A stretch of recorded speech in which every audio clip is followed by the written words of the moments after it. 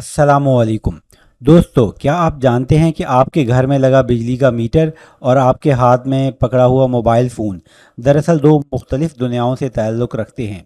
जी हाँ, एक electrical engineering की पैदावार है, जबकि दूसरा इलेक्ट्रॉनिक्स का शाहकार।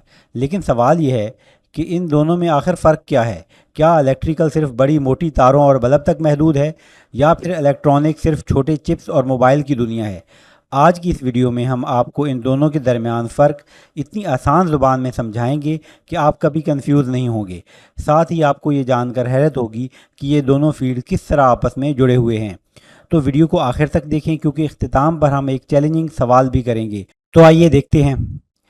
सबसे पहली बात तो यह है कि जो इलेक्ट्रिकल इलेक्ट्रॉनिक्स में वोल्टेज और करंट का बहुत बड़ा फ़र्क होता है। यानी कि जो हमारे पास इलेक्ट्रिकल की इंजीनियरिंग की जो फील्ड है, उसमें आमतौर पर हाई वोल्टेज और हाई करंट से डील किया जाता है, जबकि जो इलेक्ट्रॉनिक्स की दुनिया है उसमें आमतौर पर लो वोल्टेज और लो करंट से डील किया जाता है।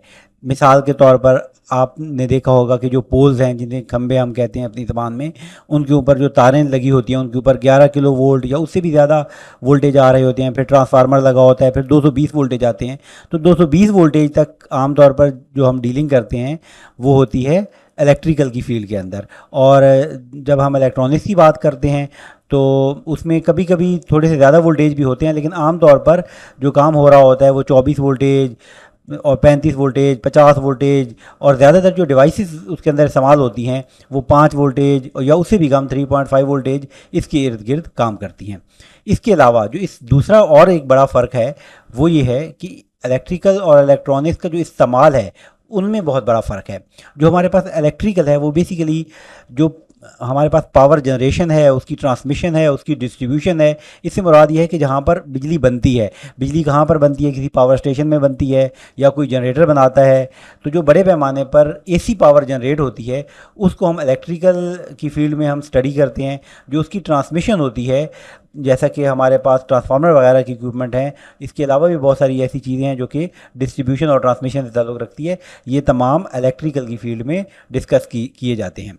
जबकि इलेक्ट्रॉनिक्स में हम लोग क्या करते हैं कि हम लो वोल्टेज की मदद से हम इलेक्ट्रिकल सिग्नल्स को कंट्रोल करते हैं, और हमारा बुनियादी जो मकसद होता है वो इलेक्ट्रॉनिक्स के अंदर इंफॉर्मेशन फ़्लो से मुताल्लिक होता है। और हम जो हमारे पास जो शेप्स होती हैं डाटा की, उनको हम मॉडिफाई कर रहे होते हैं, या फिर हम कोई एक तरह की एनर्जी को लेते हैं और उसको दूसरी एनर्जी में ट्रांसफॉर्म करके हम अपना काम निकालते हैं। मिसाल के तौर पर जैसे कि माइक से मैं बोल रहा हूँ तो आवाज़ की लहरें जो हैं वो इलेक्ट्रिकल एनर्जी में कन्वर्ट हो रही हैं और उसके बाद एम्पलीफाई हो रही हैं। तो बेसिकली ये सिग्नल एम्पलीफाई हो रहा है, ये दूसरी शेप में ट्रांसफॉर्म हो रहा है। ये तमाम अमल जो है वो हम इलेक्ट्रॉनिक्स में स्टडी किया करते हैं। इसके अलावा जो इलेक्ट्रिकल में कंपोनेंट इस्तेमाल होते हैं और इलेक्ट्रॉनिक्स में कंपोनेंट इस्तेमाल होते हैं, ये मुख्तलिफ होते हैं। आमतौर पर इलेक्ट्रिकल के अंदर हम बड़े बड़े इक्विपमेंट जो होते हैं, जैसे कि बड़ी मोटरें, बड़े ट्रांसफार्मर, स्विच, बड़े बड़े ब्रेकर्स, बड़े स्विचेस, इन चीज़ों को हम इस्तेमाल कर रहे होते हैं। जबकि हम इलेक्ट्रॉनिक्स का जब काम करते हैं तो हम रजिस्टर, कैपेसिटर, ट्रांजिस्टर, आईसीज और ट्रांजिस्टर वगैरह, मॉसफेट्स, जेफेट्स, इस तरह की चीज़ों से हम डील कर रहे होते हैं। इसके अलावा जो इलेक्ट्रिकल और इलेक्ट्रॉनिक्स में एक बड़ा फ़र्क है वो है उसकी मकसद का। तो जो मकसद है हमारे पास इलेक्ट्रिकल का, उसमें हम पावर को जो है वो एक जगह से दूसरी जगह मुंतकिल कर रहे होते हैं, या फिर हम क्या कर रहे होते हैं कि पावर को मैकेनिकल वर्क में ट्रांसफॉर्म कर रहे होते हैं। मिसाल के तौर पर आप मोटर की मिसाल ले लें, तो मोटर में क्या होता है, हम इलेक्ट्रिकल एनर्जी को मैकेनिकल एनर्जी में कन्वर्ट कर रहे होते हैं। या जनरेटर जो है वो क्या करता है कि वो इलेक्ट्रिकल एनर्जी प्रोड्यूस कर रहा होता है किसी और एनर्जी से, जैसा कि फ्यूल को बर्न करके वो क्या कर रहा होता है, इलेक्ट्रिकल एनर्जी जनरेट कर रहा होता है। जबकि जब इलेक्ट्रॉनिक्स की बात आती है तो जो हमारे पास जैसे आईसीज होती हैं वो किसी सिग्नल को या तो एम्पलीफाई कर रही होंगी, जैसे ऑप एम्प है। ऑप एम्प एक हमारे पास आईसी की शक्ल में एक कंपोनेंट होता है जो कि क्या करता है कि जो कि बहुत सारे काम कर सकता है, जो कि सम्मेशन कर सकता है, इंटीग्रेशन कर सकता है, और ऑप एम्प को बतौर एम्पलीफायर भी इस्तेमाल होता है। इसी तरीके से ट्रांजिस्टर्स हैं वो भी बतौर एम्पलीफायर इस्तेमाल होते हैं। इसके अलावा मुख्तलिफ आईसीज होती हैं जो कि डाटा स्टोरेज का काम करती हैं। तो जो इंफॉर्मेशन की प्रोसेसिंग, स्टोरेज और ट्रांसमिट जो है, लेकिन किस चीज़ का, इंफॉर्मेशन का, तो वो हम किस में करते हैं, इलेक्ट्रॉनिक्स की दुनिया में देखते हैं। जबकि इलेक्ट्रिकल में हम पावर को एक जगह से दूसरी जगह मुंतकिल करते हैं या फिर हम उसको किसी और शक्ल में तब्दील करते हैं, जैसा कि मैकेनिकल वर्क की शक्ल में हम लोग इसको तब्दील किया करते हैं। सबसे आखिर में एक अहम बात कि जदीद टेक्नोलॉजी में इलेक्ट्रिकल और इलेक्ट्रॉनिक्स आपस में इस तरह से मुलगम हैं कि इनके दरमियान एक वादे लकीर खींचना एक मुश्किल काम है। मिसाल के तौर पर एक स्मार्ट घर की मिसाल लें।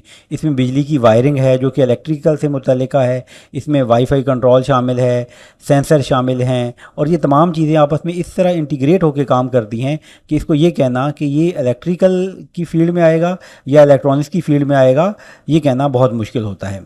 इसी तरह से आप एक इलेक्ट्रिकल गाड़ी को देखें, उसके अंदर पावर सिस्टम भी है, बैटरी भी लगी हुई है, और इसके अलावा इसका एंटरटेनमेंट सिस्टम है, डैशबोर्ड कंट्रोलर है, और इसके अलावा इलेक्ट्रॉनिक्स की बहुत सारी चीज़ें हैं। तो इनके दरमियान भी वाज़ेह लकीर खींचना कि इसका इलेक्ट्रिकल, इस सिस्टम को इलेक्ट्रिकल सिस्टम कहेंगे या इलेक्ट्रॉनिक सिस्टम कहेंगे, थोड़ा सा मुश्किल हो जाता है। यही वजह है कि आज के दौर में मुकम्मल इलेक्ट्रिकल इंजीनियर बनने के लिए आपको इलेक्ट्रॉनिक्स पढ़नी ज़रूरी है और इलेक्ट्रॉनिक्स पढ़ने के लिए इलेक्ट्रिकल पढ़नी ज़रूरी है।